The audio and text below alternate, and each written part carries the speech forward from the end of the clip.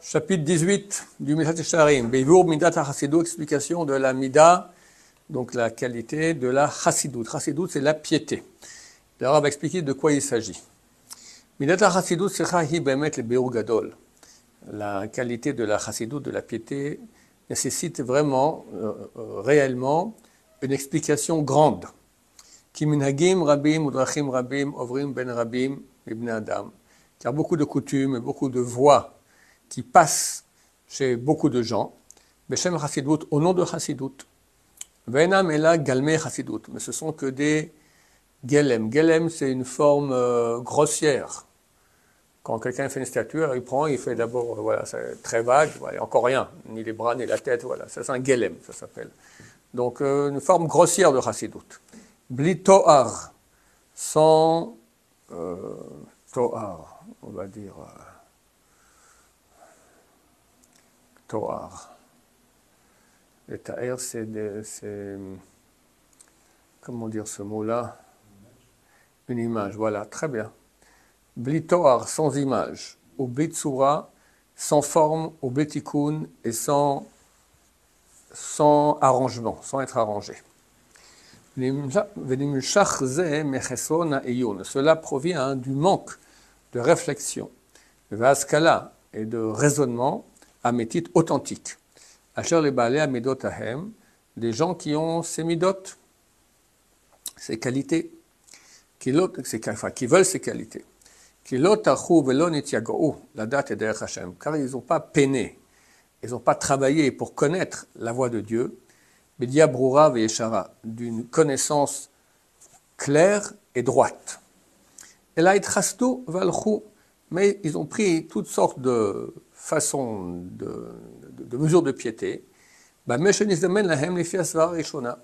qu'ils ont eu l'occasion de faire d'après leur réflexion première et primaire.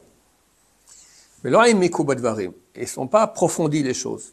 Ils n'ont pas soupesé dans la balance de la sagesse. Et voici. Ceux-là, ils ont fait puer l'odeur de la chassidut. Bene Amon aux yeux du grand public, Amon et Anashim, ou aussi des gens sages avec eux, parce qu'ils voient des chassidim tordus. Bacher Kvar, il faut faire déjà tout de suite dire une chose claire, parce que du temps du Rav, ça n'existait pas encore, la chassidut, d'accord? La chassidut, c'est un mouvement qui a commencé après le Ramchal, peut-être 50 ans, un siècle après le Ramchal. Et c'est un nom qu'on a donné à un mouvement dont l'initiateur c'est le Baal Shem Tov, après, où ils ont toutes sortes de choses un peu différentes qu'il y avait dans la forme de religion qu'il y avait jusqu'à ce temps-là. Ils mêlent un peu de la Kabbalah à leurs coutumes. Ils ont des groupes avec un maître, d'accord, qui fait un peu l'intermédiaire entre Dieu et eux. Ils mettent l'accent sur la joie, des choses de ce genre-là. On appelle ça chassidut. Mais ce n'est pas ce dont on parle ici, d'accord, soit bien clair. On ne parle pas des chassidim qu'il y a dans la rue ici, c'est autre chose. Ba'asher, alors pourquoi est-ce qu'ils ont rendu nauséabond l'odeur de la chassidut? Ba'asher kvar yarshevu shachassidut talou b'divrei hevel, car les gens qui les voient vont croire que la chassidut dépend de choses futiles, ou des choses qui vont contre la raison et la connaissance juste. Ils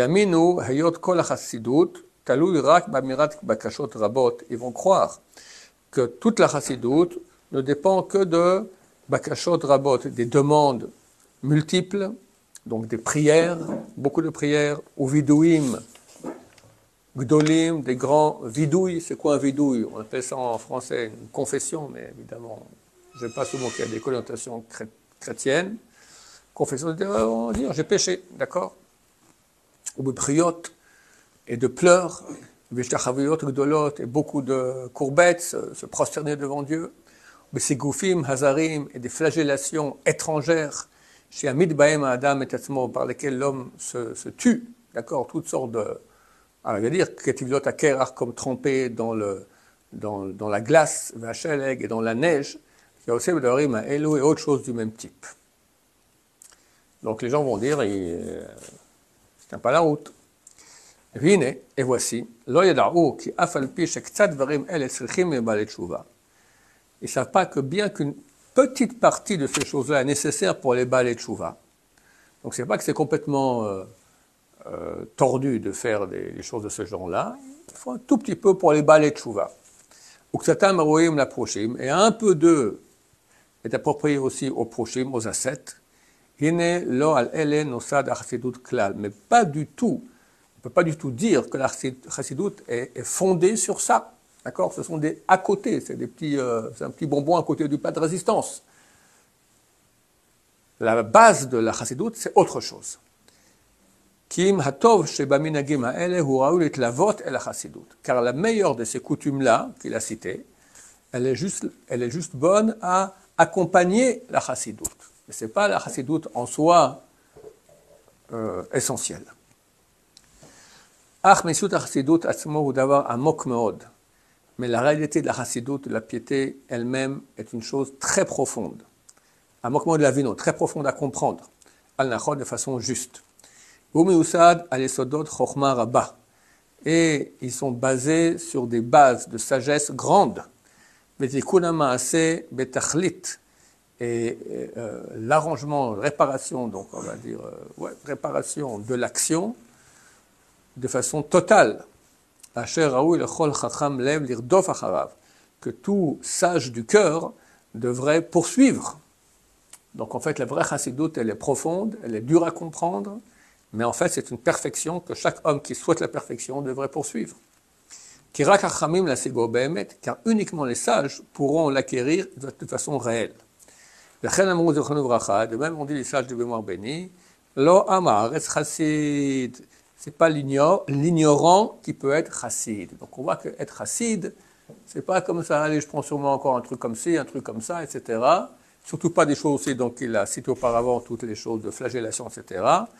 C'est une chose profonde qu'il faut bien comprendre, qu'il est dur de comprendre, mais qui avance beaucoup, que chaque personne qui désire la perfection devait poursuivre.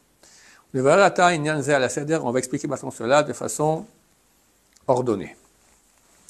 Voici. La source de la chassidut, c'est ce que les sages de mémoire bénis ont dit. Ashra Adam Shamalo Batorah, heureux est l'homme qui peine en Torah, dont la peine est la Torah, donc le travail est la Torah, et il fait du plaisir à son Créateur. Ce n'est pas la première partie qui concerne la chassidut, celui qui peine en Torah, c'est la deuxième. Celui qui fait plaisir à son Créateur. Le sujet est que les mitzvot qui sont obligatoires pour tout Israël sont déjà connus. Et l'obligation est connue, à quel point elle arrive. Qu'est-ce qui concerne maintenant les Juifs normaux, tout le peuple d'Israël, toutes sont les obligations des mitzvot. Omnam, cependant, celui qui aime le Créateur, béni soit-il, d'un amour authentique. Il ne va pas essayer, il n'aura pas l'intention juste de se désengager de l'obligation de ce qui est déjà connu, de l'obligation que tout le peuple d'Israël a en tant que collectivité. C'est-à-dire qu'il ne veut pas rester, il veut pas simplement, il aime Dieu, il ne veut pas simplement se suffire de ce que Dieu a demandé au peuple d'Israël, je fais, point barre, c'est tout. Je me désengage de l'obligation qui concerne tout le peuple d'Israël. C'est pas ça. Et là, mais, il lui arrivera comme ce qui arrive à un fils qui aime son père. Que si son père va dévoiler un tout petit dévoilement, qu'il a envie d'une certaine chose parmi les choses. Déjà, le fils va déjà beaucoup faire de tentatives dans ce sens. C'est des actions, tout ce qu'il pourra. Le père n'a rien dit, je n'ai pas demandé amène-moi à manger. Mais il devine, il voit que son père a faim. Tout de suite, il va amener les meilleures choses à manger. Il n'a rien dit, son père. D'accord? C'est un petit signe déjà, un petit dévoilement de la volonté de son père, par amour du Père, il va faire énormément, bien que son Père n'a rien demandé. Bien que son Père n'a dit cela qu'une fois, et encore à moitié. Ça suffit déjà au Fils pour comprendre dans quelle direction l'esprit de son Père va. Et de faire aussi ce qu'il ne lui a pas dit clairement. Car il pourra juger par lui-même que ça fera plaisir à son Père. Il ne va pas attendre qu'il le demande encore de façon claire. Il le redise une deuxième fois.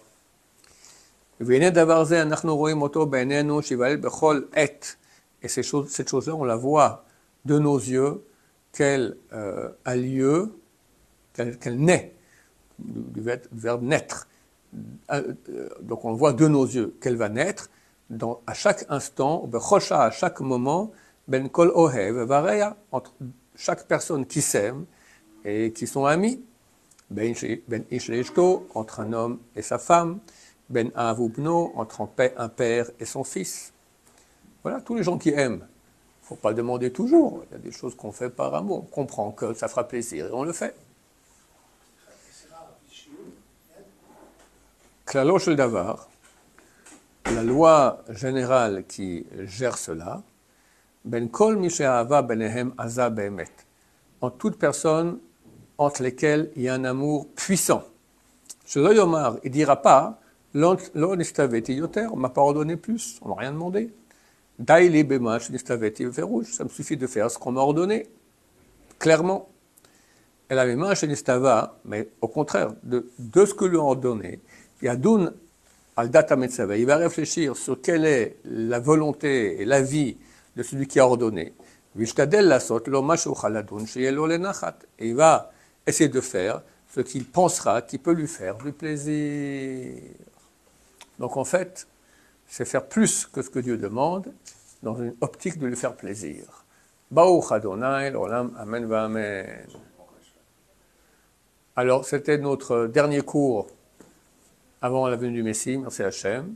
Et si le Messie n'arrive pas maintenant dans les jours à venir, alors on reprend au mois de Cheshvan, merci Hachem. Chas Shalom, que le Messie ne vient pas jusqu'à là.